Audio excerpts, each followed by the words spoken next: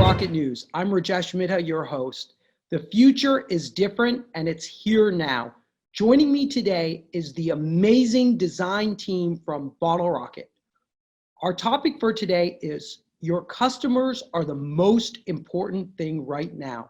We're going to kick it off with Jennifer. Jennifer, can you tell us a little bit about ways businesses should be thinking about ensuring they're staying connected with customers during this COVID-19 time? Sure. I definitely see that businesses need to demonstrate flexibility in finding creative ways and staying agile in the way that they reach out to their customers and finding new channels of communication. So we all know that communication is key when in today's world, people are less likely to go out. They're kind of staying at home, but they're still reaching out digitally to try to see what is happening around the globe. In a recent survey we actually did on the QSR market segment, we saw that there are people who are 17% more likely to prefer to gather information on, let's say, their favorite restaurants via social media. And so in that case, social media could be a very important space for companies to look into, to stay connected with their customers, to make sure that information are getting out, to make sure that their brands are staying relevant in the customers' minds.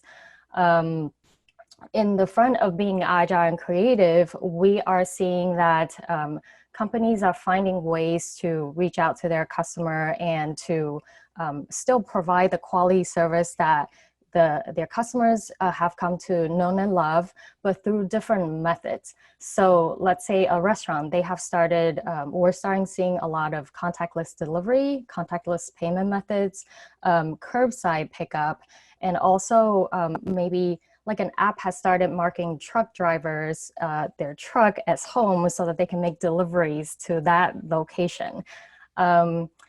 Collaborative shopping experiences have started to happen between the grocery store and people who are shopping from home.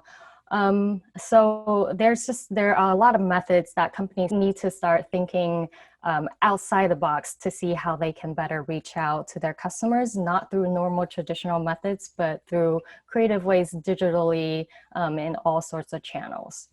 That's really interesting. You know, the idea of staying connected by providing value to customers and thinking through like their own preferences during this period of time is really, really interesting. Perhaps, Tony, we could ask you a little bit about, you know, what are some of the shifting customer habits and behaviors that you're seeing, and how should companies adapt and think about that? Thanks, Rajesh. It really is a fascinating time. And even going to the store the other day, when it used to be you'd walk out the door and you'd freely just get in your car, have the windows down if it's nice, walk in, say hi to people, and not think twice if someone's really close to you. Or even when you're picking things up, all of a sudden you're wearing gloves and a mask, and everything around you you're very almost suspicious about, or feeling like, you know, God forbid I cough or sneeze right now. And these are just everyday things. But how does this manifest in our behaviors and our thought process as we interact with things digitally and as we interact with brands? And that's what's so interesting to start thinking about. For example, I went to an unnamed place, let's just say that, and they didn't accept Apple Pay or Android or Google Wallet. And I thought, I was standing up there and I thought, I have to not only get my wallet out, but now I'm pulling out my debit card or, God forbid, cash and getting change from this person. Whereas had I just had the experience of my phone and it hovering over the unit and being done, where that sort of experience in a time where nothing is pleasing is really pleasing, a really pleasing brand experience. So that's just one thing. Also, you know, I don't want to be a pessimist. In fact, I'm an optimist, but I don't think it's going to be like a light switch when this is all said and done. And it's kind of sad to think that way, but I think it's going to be like a dimmer. You know, the light was starting to slowly go out, and then it was flipped off, and we're all in lockdown. It's not going to just flip back on. I think it's going to be a slow burn, and I think the dimmer is going to have to slowly come back up. And you think about, for example, Manhattan or the crowded places or concerts.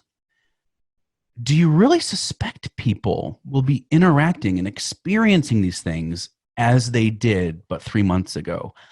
I think it's going to take a long time, and I think we're going to have to get very creative as to how to engage behaviors in ways that can parallel that sort of experience you'd have in an arena or sitting 6 inches from someone you've never met before in a Manhattan restaurant. I think they're going to lose some tables and create some space between people. Who knows? Also, I will say this one more thing. I'm sorry. I'm taking up time, but there is a restaurant about a mile away from me. No, all good. You're doing great. And there's a restaurant about a mile away from me. And I was doing a pickup order on the phone. And it said a free roll of toilet paper with every single order. If I were to tell someone that was a marketing ploy or scheme or idea or a way to serve a customer 4 months ago, they'd think I was joking. But today, it is one of the most compelling reasons to order from this place. And it's astounding to me how we've applied design thinking to a pandemic. At any rate. It's fascinating. No, it's and I see it too as we look around Bottle Rocket, that idea of the dimmer versus the light switch. Yeah. We've been asking ourselves questions of, when we do eventually open our office, what does that look like? It's not going to be everybody just coming in like this. Is there a team A? Is there a team B? Do we give people a preference? Are we now, you choose what kind of company you want to be? You want to work from home? No problem. You want to work from. So I think these are some very interesting questions that, whether you're a B2B customer or you're a B2C customer, it is going to change. And I love the thought about and the way to solve that problem is through iteration and applying those same principles of design thinking to this new world. So Deb, I want to go to you a little bit and talk a little through thoughts on what post-COVID customers will do or be like. And I think, Tony started to build on that idea. And while he was talking, I was thinking about in Newark Airport, I live in New York City, and in Newark Airport, there's iPads everywhere. And in order to order your food, you have to touch the iPad. I mean, I can imagine, I am not doing that anymore. So how do you think, living through this time, what's the post-COVID customer person like? Sure. It's an excellent question. And I think to answer that, we need to consider the mental models that we are establishing for our customers in the present context, right? And we still see it. We still see remnants of our past, AKA a month ago, surfacing in our current behaviors now, right? So for example, Tony talked about going to the grocery store.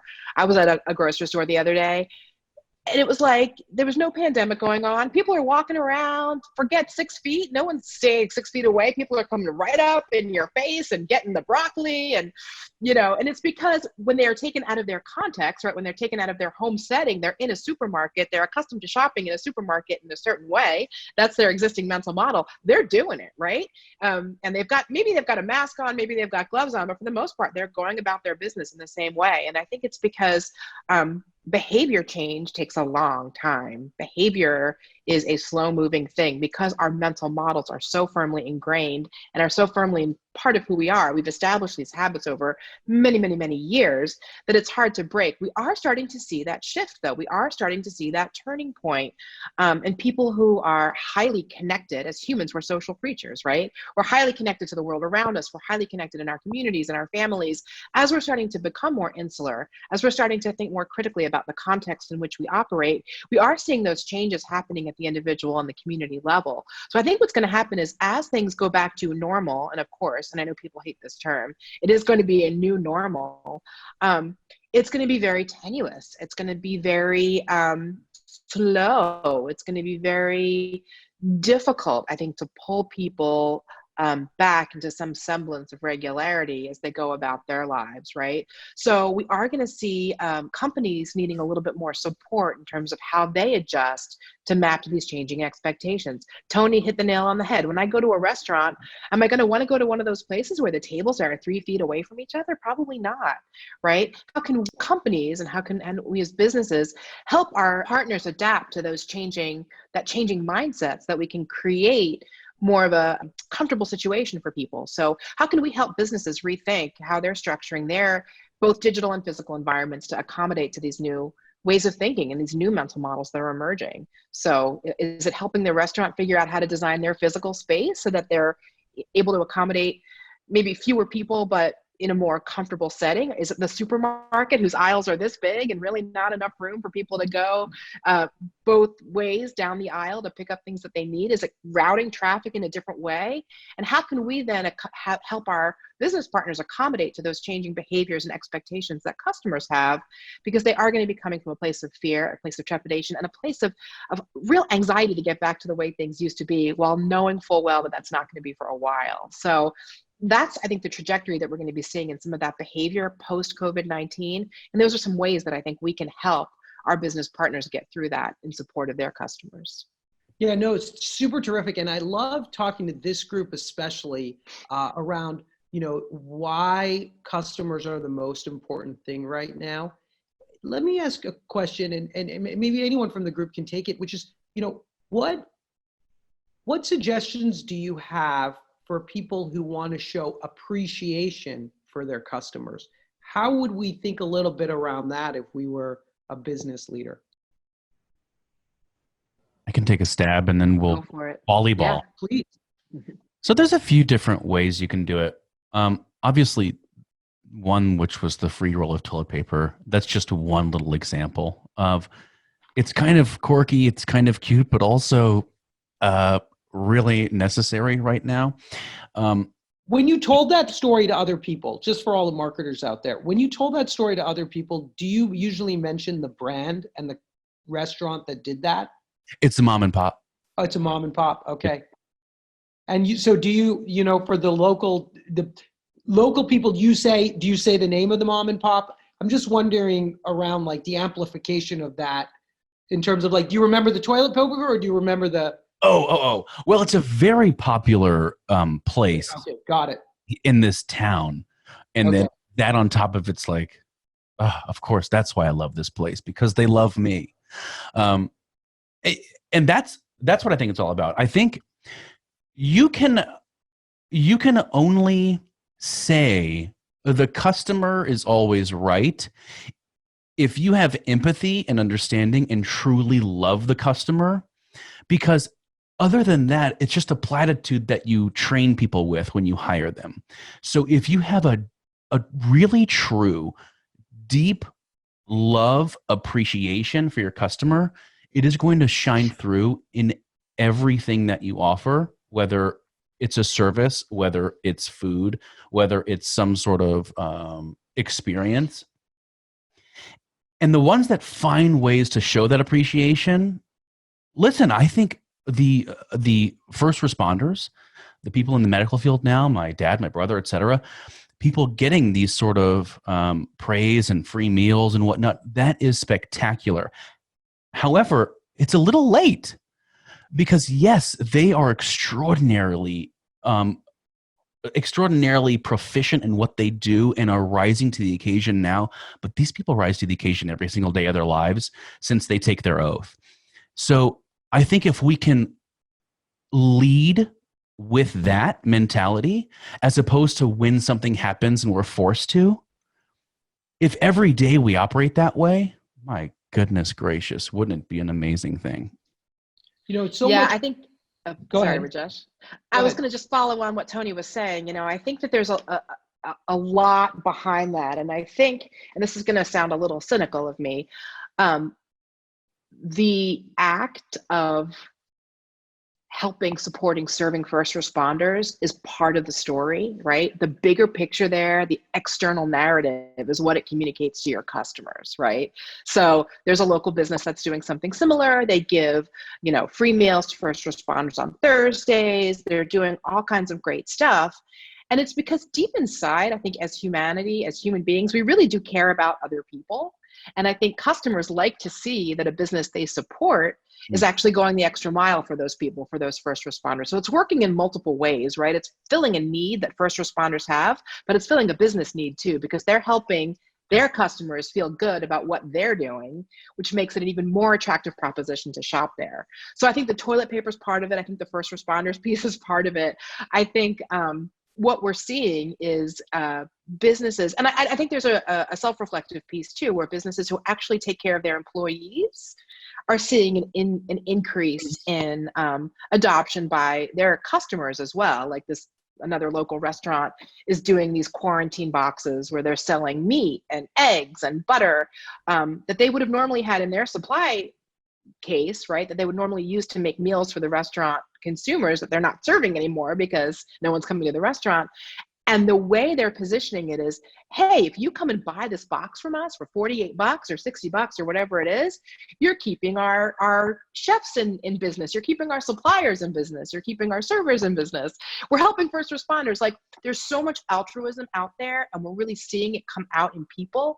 And we're seeing businesses use it as a technique to help create that relationship and continue to evolve that relationship that they have with their existing customers. So I think it's a really interesting point. And I think that's something that we're going to be seeing in terms of customer and business behavior moving forward. That's awesome. And I want to just add on to that. So I totally agree with that. There are two folds, right? You're first trying to take care of your customers, but then through the act of taking care of customers and taking care of business, you actually project a certain message and you communicate a certain brand value. So for example, there's actually a luxury good brand that I've been following.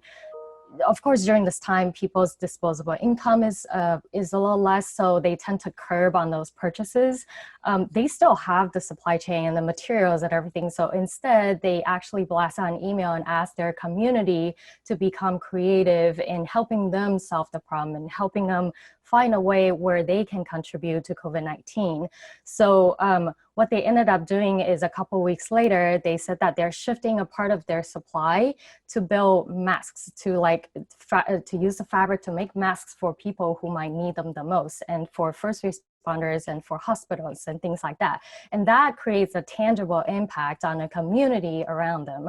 And that creates a really positive brand image. So I think overall, just finding those creative, valuable ways to add value, to inject yourself in the midst of, like, how do I help the crisis as a company and to help support the community around us.